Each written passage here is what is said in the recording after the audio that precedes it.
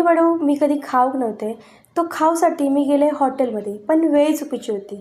संध्याकाळी काय दही वडे शक्यतो हॉटेलमध्ये मिळत नाही. मग काय मी घरातच करूचा ठरवलं. केलेले दही वडे माका तर आवडले. तुमका पण दही वडे आवडत असतील तर ही परफेक्ट रेसिपी तुमच्यासाठी. तर उडीद डाळ रात्रभर भिजवून सकाळी थोडंसं पाणी घालून मिक्सरला वाटून घ्यायचं. तयार केलेला पीठ छान असा फेटून घ्यायचा जोपर्यंत त्याचा कलर पांढरा शुभ्र होतो. अजून एक म्हणजे पिठाचं जो पाण्यावर टाकल्यानंतर तरंगलो की समजायचा की आपल्या पिठाची परफेक्ट कन्सिस्टन्सी तयार असा. एका साईडला भांड्यामध्ये पाणी घेऊन त्याच्यामध्ये मीठ आणि हिंग घालून बाजूक ठेवायचा. इकडे आपण जर दही घेतलो ना तर एकदम ताजा वापरायचा.